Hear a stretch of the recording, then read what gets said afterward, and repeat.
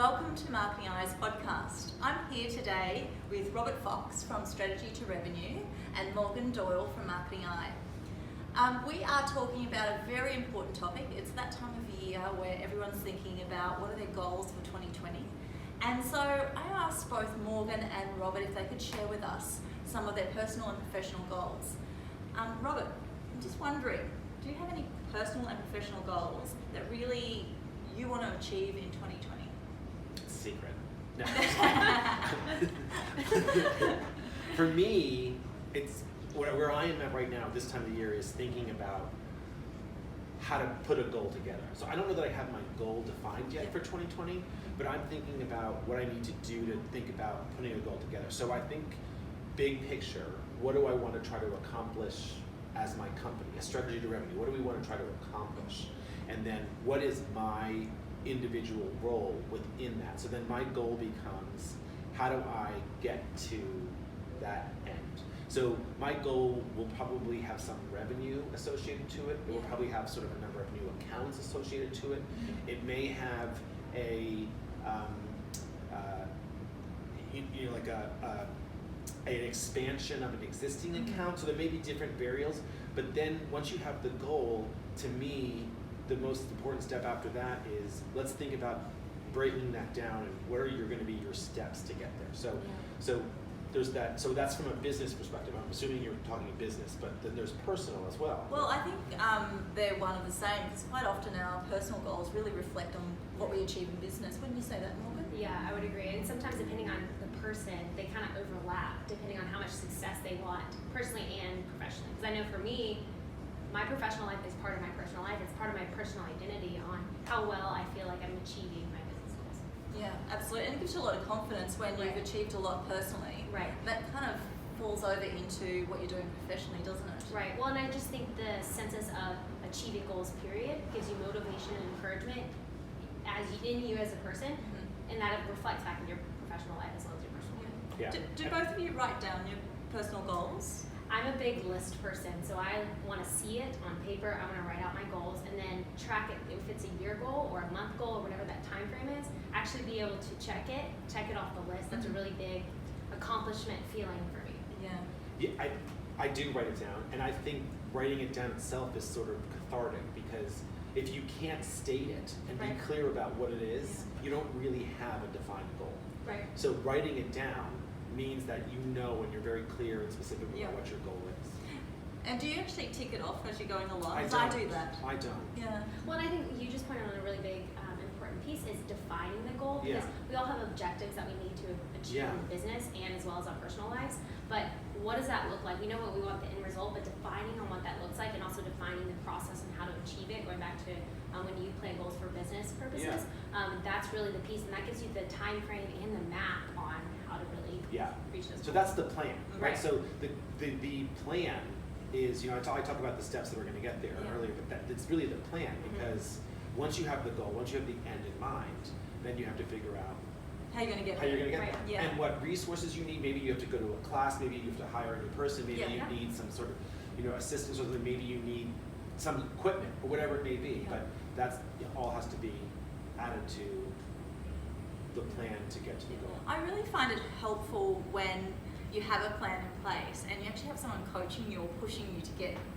achieve every single step of that goal, so that at the end of the year you can actually look back and go, wow, I actually accomplished that. Right. Well, and I think that goes back to accountability, whether that's your manager or your colleagues or in your personal life, whoever that person is. It's really that accountability factor, is that when you define them and you state them out and make sure that they are defined and known, then you have people holding you accountable to achieving those goals, because you're capable of them if you put your mind to it. But sometimes you have to have others that hold you accountable to it. Yeah, definitely. Picking the right person to be accountable to is great, right? That's tough. That can be a tough process, because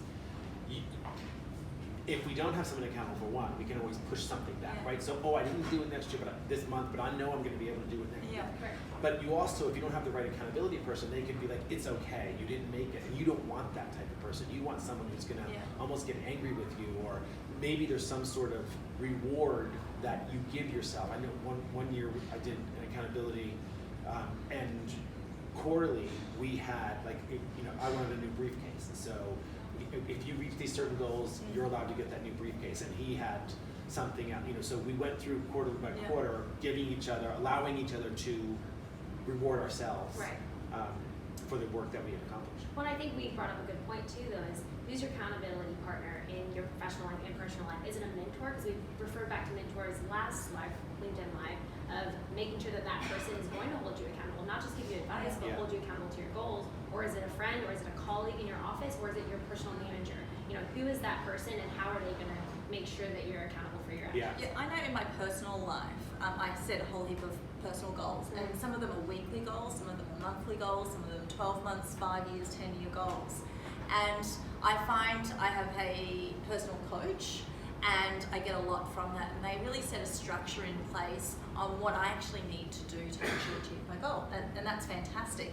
And they call in each month for their hour or two to make sure that I'm on track, and I find that really good. However, I'm still paying that person, Right. And it's quite easy, like a personal trainer, to say, oh, not today, or I'm a little bit busy, or make an excuse, or move a meeting.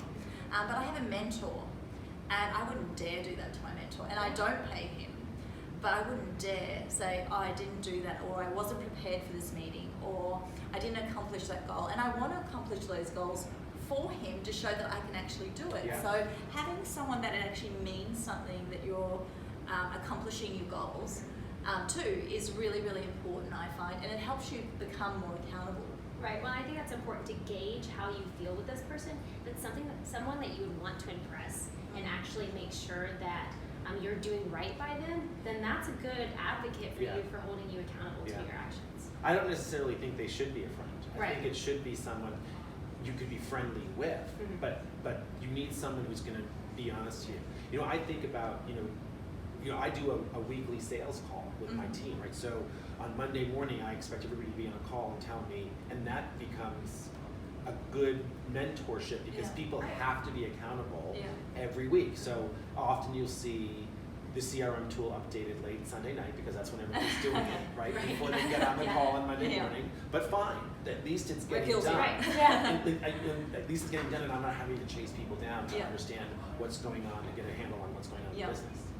Absolutely.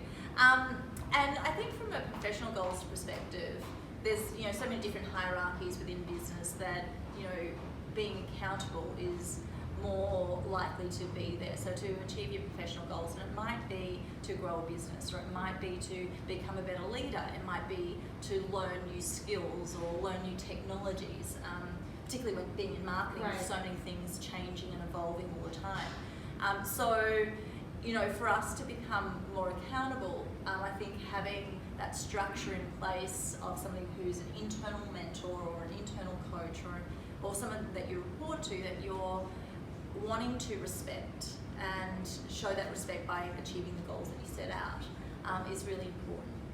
Well, I think that's big. Coming from a management perspective, I think we can all relate, is I want to know the goals of my team. Because I want, as a manager and a leader, it's more so the leading aspect, which is very different than being just a manager and having that title.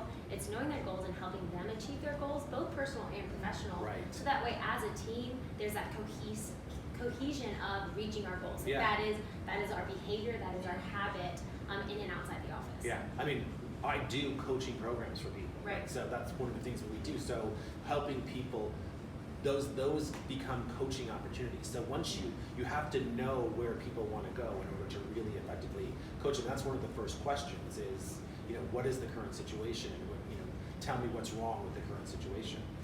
We always say in job interviews, I'm sure we said that when you first started, what are your goals? What are you wanting to achieve both personally and professionally, and how can we actually help you get there? Right. Yeah.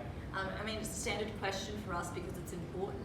If you achieve all your goals, you're going to be a really happy employee, and you're going to be, in your case, a very happy leader. Yeah. Right. And you're going to manage your staff according to that. And I think that's really important from a business fundamental. Well, I think it's too a good challenge for the candidate or team and employees to think outside the box of career goals. So it's not just a hierarchy of I want to move up in my career. Okay, what does that look like to you? Is that having a team of your own to where you can implement and develop those people? Does it look like a high title? Is it advancing and being an expert on specific skills or platforms or technologies? Or is it an expert knowledge of a subject area? There's so many different areas that can be achievable goals in that business platform. Yeah. So what does that look like to you as the individual candidate or employee? And it probably goes similar to you when you have a new client, making sure you understand what their goals are. Because one of the things I always say with new clients is, I say, personally, I'm a person that likes to meet and exceed expectations. Yes. But unless I know what your expectations are, Mm-hmm. I can't meet and exceed them. So let's first start out understanding, what are your expectations of your goal? What do you want in the outcome? And I think that's really important to customer satisfaction and customer experience, like employee satisfaction and employee experience. If you can really identify what their goals are and actually help them achieve them, that really is a game changer for most businesses. Yeah. Now, just in closing, I'd love to know, maybe 2 professional goals that you have, Robert, and 2 personal goals that you can share with our audience. So one of my goals would be, so I have 2 really good accounts that I do a lot of activities with, and then I have a whole handful of ones that I do a little bit. I'd like to get 2 more, so I have 4 really solid big accounts that I'm doing a lot of work with. That would be one. So does that mean working more hours, Robert? I didn't say that. Or is it more efficient? Don't put words in my mouth. More strategic? Work smarter. Yeah. That's it. Work smarter. And what's your other goal? What would be another goal of mine? I think I would probably have a revenue goal, like for the U.S. business for strategy revenue. Yeah. And what about personal goals? Because I think they're really important, and how they tie into your professional goals is really, that really should be quite seamless. Yeah. Personal goals, there's a couple of different personal goals. So I have children that are getting to the point where they're both in high school, that they're going to go to college, so I want to make sure that I'm putting a certain amount of money aside for them for college. So savings. So savings. Yeah, savings is a really good one. Is one of mine. And then we also we moved into a house this year, a new house, and there's a couple of things that we want to change. So we have a list of a few things that we want to get done. So, hopefully getting those done. Are you quite the handyman, Robert? Do I look like a handyman? I'm just wondering if you're getting down, planning with a hammer down. I can hammer. That's great. And hit the nail on the head. Now on that subject, Morgan, what are some professional goals that you have, and what are some personal goals that you have? Yeah, absolutely. So I think some of my professional goals really deal with leadership. As we're building out this team, growing our company and personnel, I really want to make sure that I'm, practicing what I'm preaching. So I just talked about wanting to know my team's goals, but also helping them achieve that, but not losing sight of the individual. So yes, we're growing and we're growing our services and our company, but making sure that the individual employee is achieving their goals. Now, whether I can directly achieve those for them, that's not the role of manager or leader, but helping them navigate that and achieve those at the end of the year is something that is important to me.